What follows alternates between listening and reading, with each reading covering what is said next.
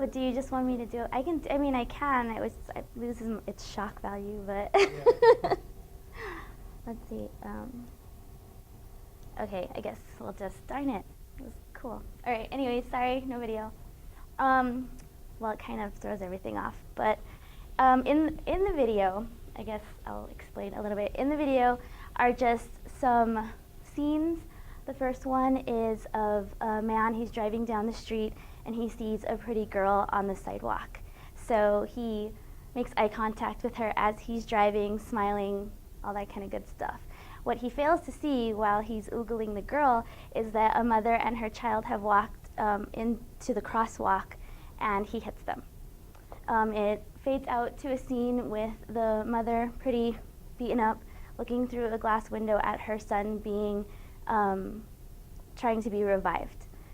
In that, I say that 34,000 lives are lost to car accidents every year. The next scene in the video is a shot of a man rear-ending a lady, in which I mentioned that $41 billion is lost to medical bills and lost wages in a single year. The final scene is a family happily driving through the countryside, going 120 miles an hour, singing, enjoying themselves. What they don't see ahead of them is a curve with a stalled vehicle on the road and another vehicle coming the opposite way. So by the time they turn the corner, it's too late to do anything. They swerve and hit a light pole, in which I say that from January to September of last year, 2011, there was already 24,000 lives that have been lost to car accidents. So with that, what if car accidents didn't happen? What if, car accidents from drunk driving or distracted driving didn't happen? What if there was a way to save 30,000 lives every year? What if became what is?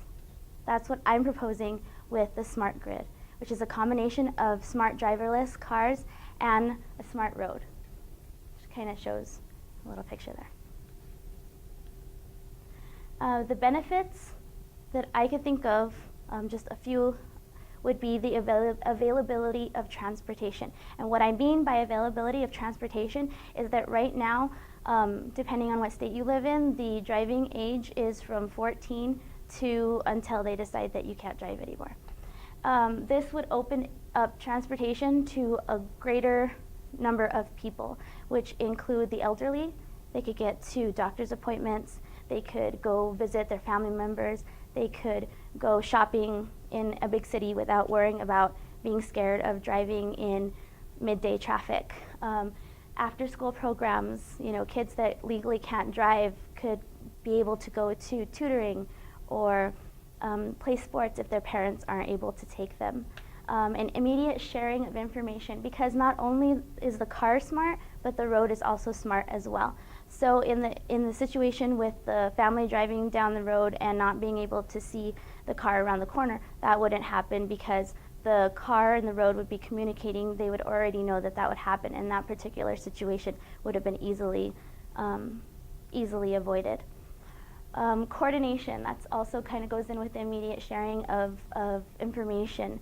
Right now, we have our traffic lights that stop one flow of traffic to let another flow of traffic. Well, if they're all communicating the cars together with the road and so on, we can still have traffic lights, but it would be really easy to just have a system where it times everything and you won't have those big stops and gaps in your time, in your trip. And of course, safety. With just like the 30,000 lives a year, it's more or less depending on what year you're looking at. It can go up, it can go down, but it's about 30,000 lives a year that could be saved. So the question is not what if, but why not? If there was a feasible way of doing this, why not try it out? Obviously, there are situations that we would need to plan a little bit more on, because not every project or plan is perfect right out of the gate. But if something could be done to save us $41 billion and more a year, plus all the lives that could be saved, why not give it a chance?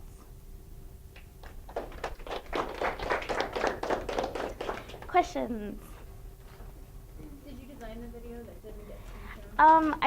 I took clips from different videos, and that was kind of a chore in itself because I'm not very computer. But I was actually kind of proud of it because I was able to like do cool like fade-ins with like statistics and. We'll post it on the website. Yeah, it was neat. It was kind of graphic a little bit, but that's kind of what I liked about it. And I picked situations that I thought would tie in directly to what I'm actually trying to avoid with this system. Anything else?